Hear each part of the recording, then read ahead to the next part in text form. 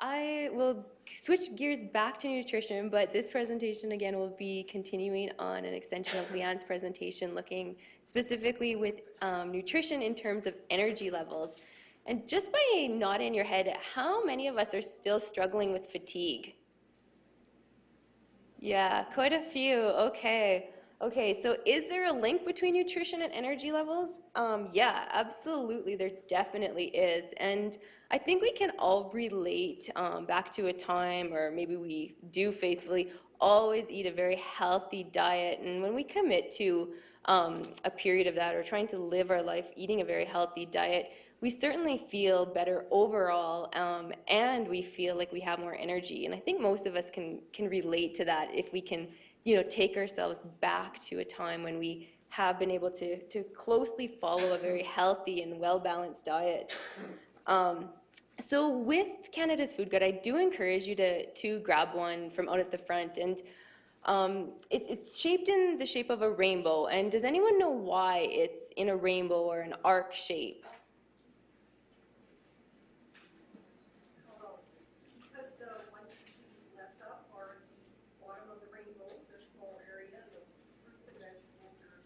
Yeah, yeah, exactly. Everyone probably heard that. That's perfect. Exactly. The food group that we should eat the most of is on the outermost arc. So the green group is the vegetables and fruits group, and that's where we do want to be eating the most of and working our way into the grain products.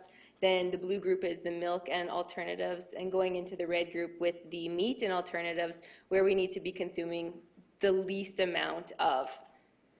And Canada's Food Guide, when you do open up Canada's Food Guide, it's now broken down in terms of gender and age categories, and it shows you exactly the number of servings that you should be eating from each group. So it's a really nice distribution for everyone.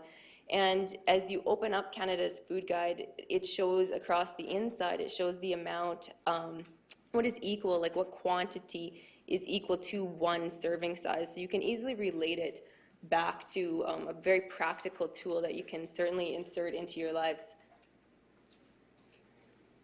Staying hydrated is really, really important in terms of energy levels.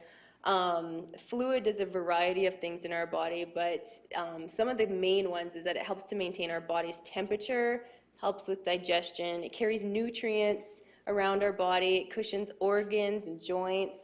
It helps get rid of waste, and importantly as well, it certainly keeps our bowels moving. And so fluid doesn't necessarily only have to be water. We want a large volume of it to be from water, but certainly other fluids can be milk, tea, coffee, a small portion of juice. That all contributes to what we refer to as your total daily fluid intake.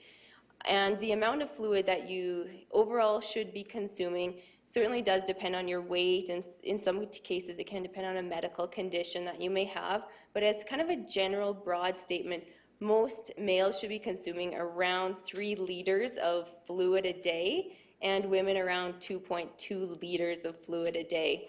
So those are kind of some numbers that you can take home and think like, man, am I really consuming this much? And maybe you need to try some practical tips like packing a water bottle with you wherever you go, keeping one with you in your purse, in your vehicle, just always having access to having some fluids to sip on throughout the day.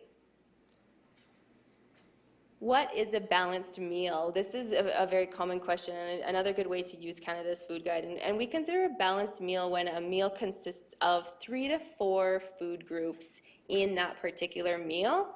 And a snack should contain 1 to 2 food groups. And if you do implement this when you're designing your meals or your snacks, you'll end up very closely meeting the amount and quantity according to Canada's Food Guide for the number of servings that you should be eating.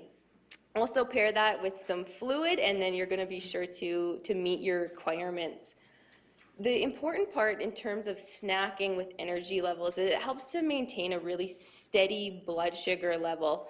When we only eat once or twice or not for extended periods of time, what happens is our blood sugars go high and then they drop, and we have these huge highs and lows.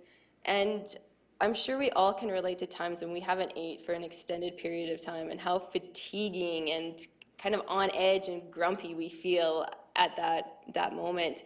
But if we give our body short little snippets of nutrition, we can keep our blood sugars, instead of from extreme highs and lows, just a nice steady state curve. And that's just a really nice way to just keep fueling our body with little jolts of energy. So in terms of kind of combating fatigue, that's one really key tip, is to be giving your body some nutrition about every 3 hours or so. So planning to have breakfast, lunch, and supper, and then put in a couple of small snacks. Just be careful, of course, with what you're choosing, and try to follow Canada's food guide. Stick with foods that are less added fats and sugars and salt, and keep things a little bit more plainer. Prepare nice healthy meals, and we'll be sure to provide our body with enough energy. Oops. Meal preparation and fatigue. This is a kind of a slide that I always do like to touch on. And like eating small meals throughout the day, like I had mentioned, and eat when you feel like you have the most energy. If you are really, really suffering from fatigue, that's one thing I always hear from people, that I just don't have the energy to eat.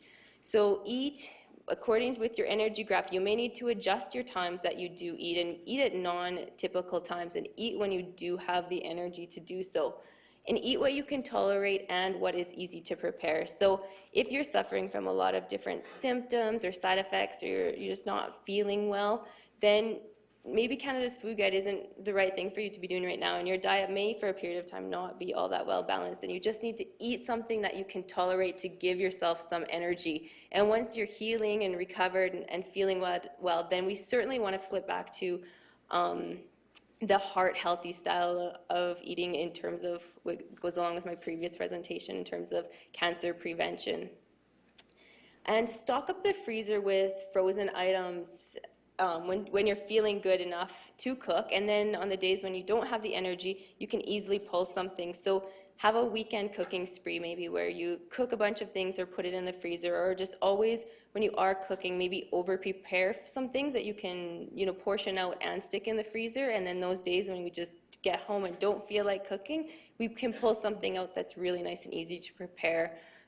Another example would be possibly if you're cooking a roast, maybe, you can use that for sandwich meat or a shepherd's pie, or you can slice it up and throw it into a soup or a salad. That's just some easy ways to lessen the amount of cooking that we're doing, but maybe still have access to that product for a couple of days, or we can freeze it and reuse it at a different time. There also are some really good companies in Edmonton, like different meal preparation companies, where they do the cooking, or they do the shopping and the washing and the chopping for you, and you go in and assemble various meals, and then you take them home and you freeze them, and all you have to do basically is cook them. And they're really well balanced meals, most of them are, and you get to pick the topics and the meals that you want. So that's always another really good option. And if anyone's looking for some names of some, you can either just Google it, different meal preparation companies. There's lots in Edmonton and the surrounding areas, and I can also give you some names as well.